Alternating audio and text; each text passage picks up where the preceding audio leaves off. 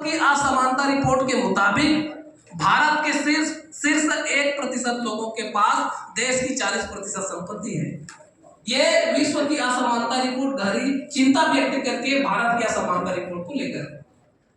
देश के 10% शीर्ष लोगों के पास हमारे देश की 65% संपत्ति है। ये मैं नहीं कह रहा हूं, हमारे विश्व की नई असमानता रिपोर्ट कह रही है।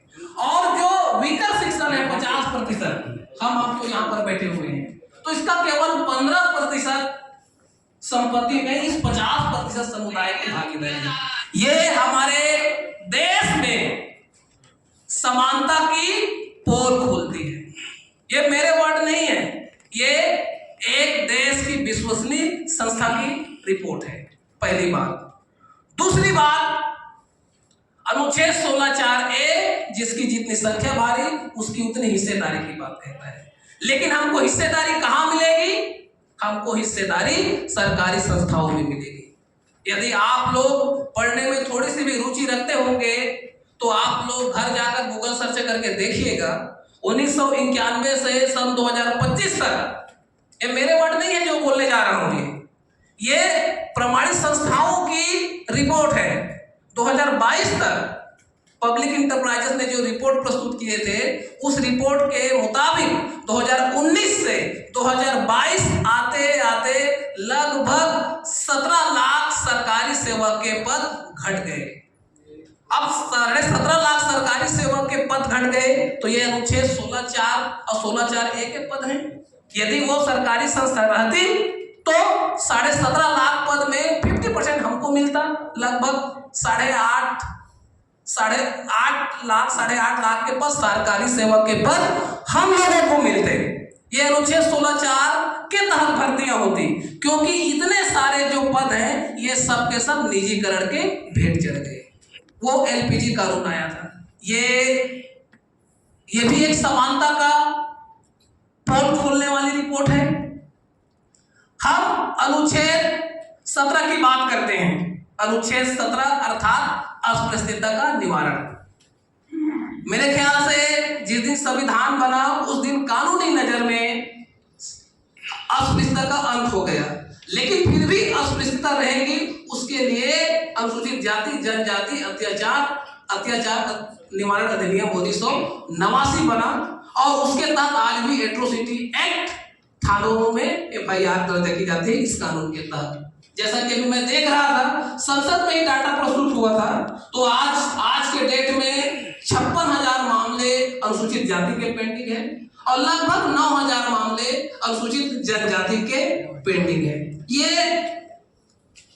अस्पृश्यता निवारण की हकीकत है। और अभी कुछ दिन पहले, एक सप्ताह पहले, जैसा कि आदरणीय हमारे धन्यवाद बंजारे साहब बता रहे थे कि अभी 4% पर नहीं तो पूरा हो पाया है। अभी लेटेस्ट में 15 दिन पहले संसद में ही कार्मिक मंत्री ने यह जवाब दिया है कि देश की जो सबसे टॉप सर्विस है IAS, IPS और IFS, तो इसमें IAS में 76 साल में केवल 2.4% ही अनुसूचित जाति को भागीदारी मिल पाई है। IAS में, IPS में 3% और IFS में 4.3%। जनजाति वर्ग की IAS में 1.2% भागीदारी मिल पाई है, IPS के 1.4% और IFS में 4.3%। देश की 50% भागीदारी वाली पिछड़े वर्ग IAS में 4.3%, IPS में 5% और IFS में 2.2%। तो मेरे कहने का तात्पर्य ऐसे बहुत सारे मेरे पास रिपोर्ट है, यदि इस पर मैं चर्चा करूंगा तो 1 घंटे से ज्यादा समय लग जाएगा। तो इस 76 साल में देश में संविधान को ठीक ठाक पालन नहीं होने के जिम्मेदार, पहली जिम्मेदारी तो बाबा साहब ने जो संविधान सभा के अंतिम भाषण में कही थी कि कोई भी संविधान कितना भी बेहतर क्यों न हो, यदि लागू करने वाले लोग और उसकी नियत सही नहीं हुई तो यह संविधान अच्छा साबित नहीं हुआ। हम बार बार कहते हैं, आदरणीय बंजारे साहब कहते हैं और पूरे देश भर, विश्व भर के लोग कहते हैं हमारे पास देश का अनूठा संविधान है। लेकिन सबसे गहरी चिंता संविधान को सम्यक पालन कराने को लेकर है। क्या जो तीसरी अनुसूची के तहत संविधान की शपथ लेकर संसद में बैठे हैं, क्या वो सही तरीके से इसका परिपालन कर रहे हैं?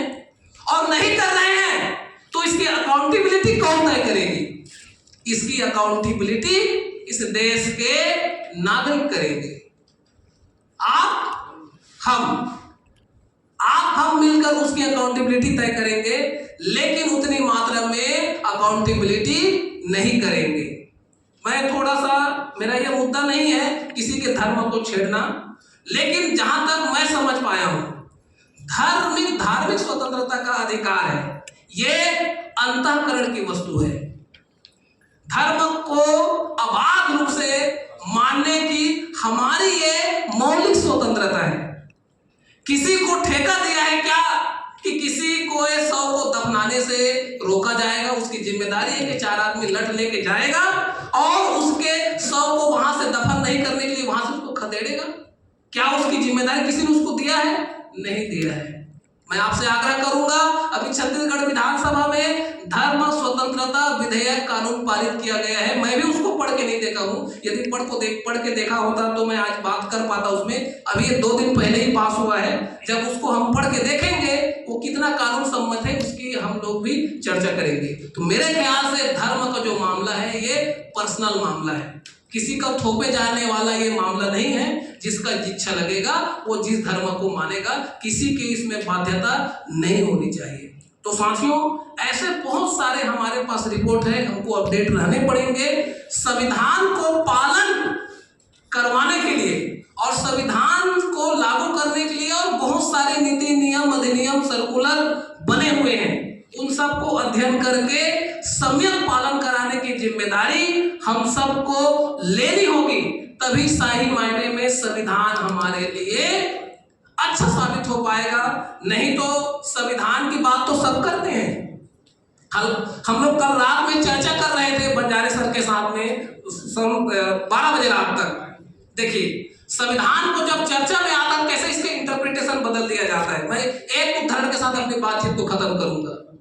सन 2019 में जब 124वां संविधान संशोधन विधेयक, जो विधेयक बनके 103वां संविधान संशोधन हुआ, जिसको हम बोलते हैं कानूनी भाषा में कमजोर वर्गों के लिए आरक्षण। अब ये कमजोर वर्ग है कौन?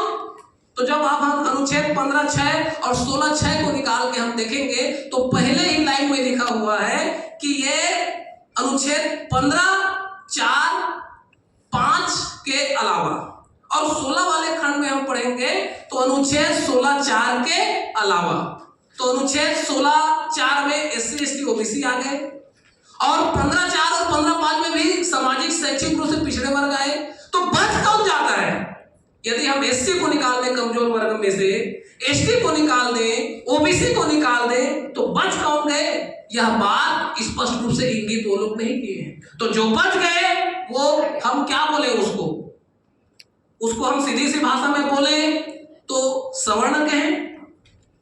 सामान्य शब्द कोई कानूनी शब्द नहीं है, तो हम सरल भाषा में लोगों को समझाने के लिए हम सवर्ण या उच्च जाति कहें, जैसा कहते हैं तथाकथित उच्च जाति। तो ये कमजोर वर्ग में हमको छांट के बाहर निकाल दिया गया है। जब हम इसमें सुप्रीम कोर्ट में जब इस पर बहस चली तो उसमें 2 जज के भिन्न मत आए थे। अभी मेरी एक किताब आ रही है, न्याय का इंतजार, 1 सप्ताह में वो प्रकाशित हो जाएगी, मैं पब्लिश करने के लिए दे दिया हूं। मैं उसमें जो डिसेंट मामले हैं, मैं डिसेंट मामले को उसमें लिखा हूं कि 2 जज क्यों सहमत नहीं थे कि EWS आरक्षण नहीं मिलना चाहिए। जस्टिस बेला एम त्रिवेदी क्यों सहमत नहीं थी कि अनुसूचित जाति जनजाति के ऊपर वर्गीकरण नहीं लगेगा।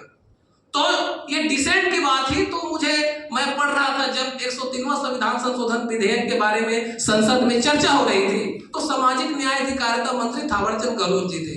तो थावरचंद गहलोत जी थे, तो वहां पर कुछ अनुसूचित जाति वर्ग के सांसदों ने सवाल उठाया। क्या सवाल उठाया? कि ये जो 10% कमजोर वर्गों के लिए जो आरक्षण है, इसको लाने की जरूरत क्यों पड़ रही है? हमारे इंदिरा साहनी केस ये कहती है कि आप 50% से ज्यादा रिजर्वेशन नहीं दे सकते, और SC, ST, OBC का रिजर्वेशन 49.5% है भारत में। तो 10% दोगे तो ये संविधान के मूलभूत ढांचे को तोड़ता है। तो आप संविधान के मूलभूत ढांचे को डिबेट को सुनेंगे तो दंग रह जाएंगे। ऑन रिकॉर्ड है, घर में जाकर देखिएगा 103वां संविधान संशोधन विधेयक, 103वां संविधान संशोधन अधिनियम को। सामाजिक न्याय अधिकारिता मंत्री का ये जवाब था कि उन्होंने क्या परिभाषित किया कि आज से पहले भी गरीब सवर्णों के लिए आरक्षण के लिए सर्कुलर लाए थे, लेकिन समय समय पर सुप्रीम कोर्ट ने उसको खारिज कर दिया। लेकिन इस बार संविधान में हम संशोधन किए हैं। तो बोले संसद लोग, तो संविधान में कहीं पर भी आर्थिक आधार पर आरक्षण देने का प्रावधान नहीं है। तो उनका जवाब था कि अनुच्छेद 46 जो दुर्बल वर्ग है, तो ये इस अनुच्छेद का हम क्रियान्वयन कराने के लिए जो SC ST OBC के अलावा जो दुर्बल वर्ग हैं उनको हम आरक्षण देने के लिए ये संविधान संशोधन लेकर आए हैं। तो ये भी 50% सीलिंग लिमिट की बात, फिर इसको कैसे ब्रीच करेंगे? ये तो इंदिरा साहनी केस का वायलेशन है। तो जब तक हम इंदिरा साहनी केस को शून्य नहीं करेंगे तब तक ये लागू नहीं हो पाएगा। तो हमारे देश के सामाजिक न्याय अधिकारिता मंत्री का ये जवाब था कि ये जो रिजर्वेशन है ये इकोनॉमिक बेस्ड रिजर्वेशन है और SC ST OBC को जो रिजर्वेशन मिलता है ये कम्युनल रिजर्वेशन है। तो 50% का जो सीलिंग लिमिट है वो कम्युनल रिजर्वेशन के लिए लागू होगा और ये जो 10% रिजर्वेशन है इस पर सीलिंग लिमिट का प्रभाव नहीं पड़ेगा। तो ऐसे तर्क संसद में दिए गए।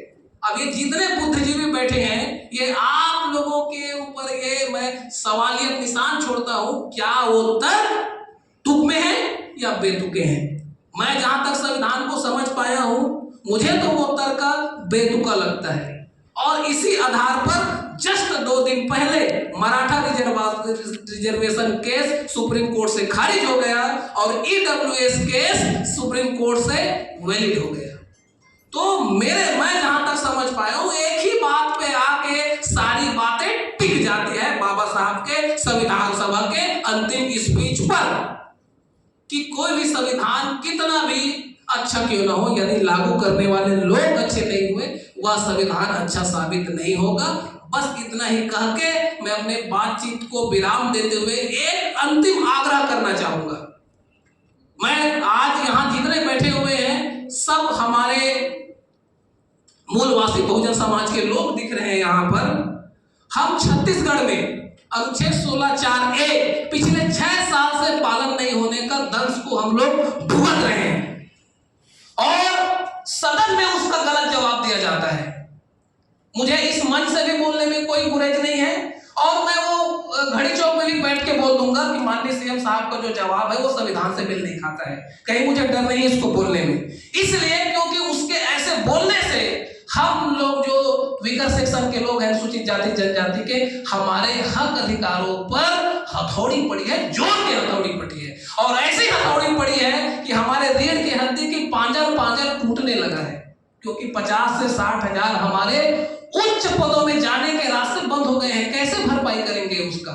6 साल हो गए और निरंतर ये बढ़ रहा है। तो अभी हम लोग पुनः अप्रैल महीने में बाबा साहब की जयंती के बहाने इस मुहिम को फिर से शुरू करने जा रहे हैं, क्योंकि संविधान को सम्यक पालन वो लोग नहीं कर रहे हैं तो पालन करने की जिम्मेदारी हम लोग अपने हाथों में ले लेते हैं। बहुत बहुत धन्यवाद। लगभग मैं 20 मिनट अपनी बात रखा, मौका मिलेगा तो संविधान पर मेरी एक गीत है, सेकंड हाफ में मैं संविधान को गीत के माध्यम से भी आप लोगों तक पहुंचाने का प्रयास करूंगा। सादर सेवा जोहार, जय भीम, जय संविधान। भारत